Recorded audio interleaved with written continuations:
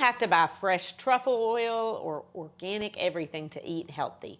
Today, we're going to talk about foods that nourish your body and your bank account, because wellness shouldn't be a luxury. There's a lot of noise in healthcare, and you are too busy for fads. I'm Dr. Vickie, and this is Healthy Looks Great on You, a lifestyle medicine podcast, life-tested, doctor-approved. If your grocery bill has started to feel like a mortgage payment, this episode is for you.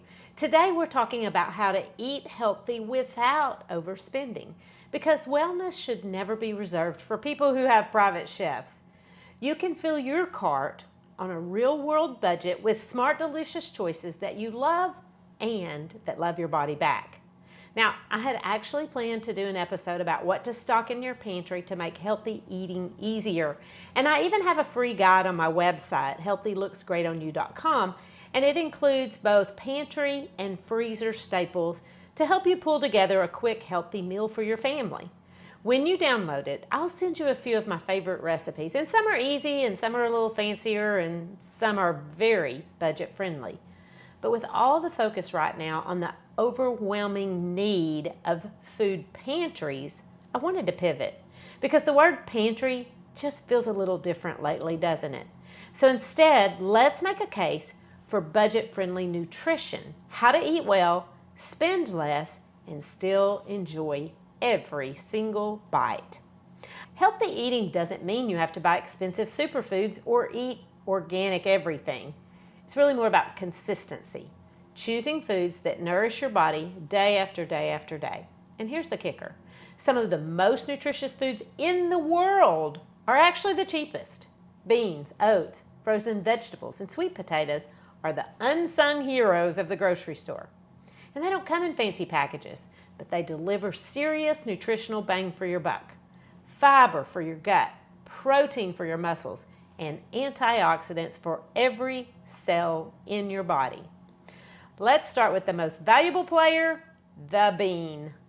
Now, I may be the only person who brags about my lentil salad, but it's so good. And if you're on my email list, I will send that recipe out again this Wednesday. I get a lot of requests for it, and it deserves a standing ovation. But from a lifestyle medicine perspective, beans are just total rock stars. They're affordable, shelf-stable, and packed with fiber, protein, and antioxidants. They help lower cholesterol, stabilize blood sugar, and keep you feeling full, all for about $1 a can. Here's a few easy ways to use them. You can add beans to any kind of salad, and immediately you get more protein. You can toss them into soups or stews in just about any combination, and it makes it heartier and more filling. You can mash up chickpeas, and you can make a fake tuna or chicken salad. Trust me, it sounds weird, but I've tried it and it's good. You can mash up white beans and add them to just about anything to thicken it up without using cream. And you can throw beans in smoothies and you can't taste them, but it adds nutrition. If you need a little snack, roast some chickpeas with olive oil and paprika. And if you take away one thing from this section about beans, hear this. Ground beef is about $9 a pound right now. Since I advocate a plant-based diet, try this. Swap out that ground beef for black beans in your tacos or fajitas. It's delicious and it is budget friendly. I'll tell you something else I put in my tacos in just a minute, but if you have texture issues, don't worry, you can mash beans up and you don't even know they're there. And if you want to save even more, buy dry beans and cook them, and you've got them ready for the whole week. Your wallet and your gut microbiome will thank you. The next secret weapon is frozen spinach. And look, you don't have to be Popeye trying to save olive oil to know that spinach is a nutritional superhero. And frozen spinach is one of my favorite things to keep in the freezer because it's already washed and chopped and ready to go, and it costs a lot less than fresh spinach. But more importantly, it doesn't turn to green mush in your refrigerator door while it's waiting to be used. You can add it to soups or stir fries, or put it in a smoothie, and yes, it may turn it green, but it tastes great. Pasta dishes work well with spinach as well. And here's a little grocery store secret. Frozen fruits and vegetables can be more nutritious than fresh because they're picked and frozen at peak ripeness, locking in all those vitamins and minerals. And canned vegetables and tomatoes are great too. Just be sure and choose the low sodium ones because they can contain a lot of added salt. Moving on to another budget all-star is the sweet potato.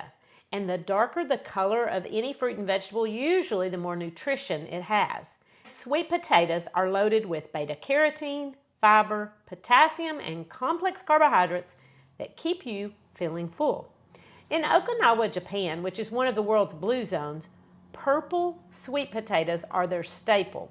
But even the orange ones that we find here in the United States pack a powerful punch. Here are some ways you can use them. Take a baked sweet potato and mash it up and spread it onto whole grain toast. For lunch, you can slice it into rounds, drizzle just a little bit of olive oil on top, and then sprinkle cinnamon and roast it in the oven till they're just kind of like chips. For dinner, you can slice a sweet potato open, mash it up, and use that as the base for your bowl. You can top it with black beans or whatever vegetables you prefer. And I told you before I was going to tell you what I add to my tacos. Cube up some sweet potatoes, slice some mushrooms, roast them both in the oven, add black beans, and fill a tortilla shell. And you've got a delicious, healthy taco. I make my own tortilla shells out of masa harina, and I know that sounds complicated. Trust me, it's not. But sweet potatoes will last in your pantry for weeks, and so they're perfect for stretching your grocery budget, plus adding to your nutrition and versatility in what you're cooking. And here's the deal, you need to have a plan. If you're going to shop smarter and cook healthy, before you ever leave the house to go to the store, take 5 minutes and plan maybe 2 or 3 meals that share ingredients. This is my superpower, and I'm going to share more about that with you soon because literally my superpower is taking what I have in the house without going to the store and putting together a new, fun, creative meal. And it saves money because it prevents waste. Here's an example. Recently, my husband had ordered a teriyaki salmon bowl at a restaurant, and it was so good. He said, I want you to do this at home. And I don't eat a lot of fish, but I recreated it, and I used frozen cauliflower rice as the base. And, you know, I kind of like the frozen cauliflower rice better than fresh because you don't have to do all that work to get the moisture out. So I sauteed it with a little olive oil, and I added asparagus, mushrooms, onions, edamame, and a sprinkle of sesame seeds, and it was delicious. Now, I kept the cauliflower rice separate from the sauteed vegetables, so then when I had leftovers, I took those vegetables and turned them into a different meal. You could put that on top of a sweet potato or make stir fry with rice. I don't care that much for leftovers, but you can take the leftovers and make an entirely new meal out of the same ingredients. Just jazz it up and it feels new. And speaking of bowls, that is a go-to combination that you can do on repeat. You can use brown rice or quinoa as your base. You can add beans or any kind of vegetables. You can get the frozen ones, just saute them, and some simple kind of sauce. Another quick, budget-friendly meal is sheet pan suppers. I like to cube sweet potatoes and maybe add some broccoli or beets. If you think you don't like beets, or any vegetable for that matter, try them roasted, and you might be wrong. That goes for Brussels sprouts and things that growing up you might have thought, ew, but maybe it was because your mom boiled them. Roasted vegetables taste so much better, and they're still nutrient dense, low cost, and delicious. Eating healthy on a budget isn't about depriving yourself, it's about strategy.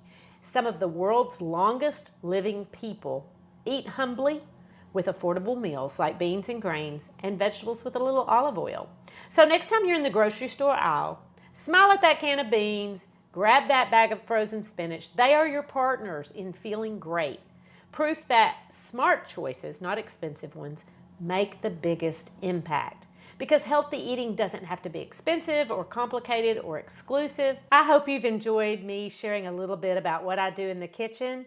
And if this episode really resonated with you, or you know someone else who might really enjoy it, would you share it with a friend and invite them to follow Healthy Looks Great on You podcast on whatever platform you enjoy most.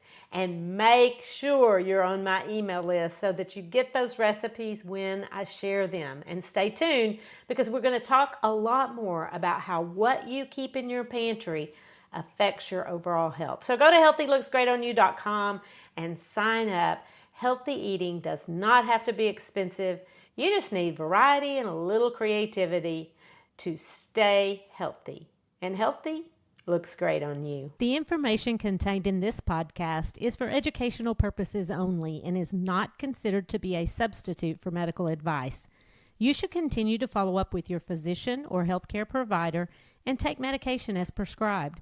Though the information in this podcast is evidence-based, new research may develop and recommendations may change.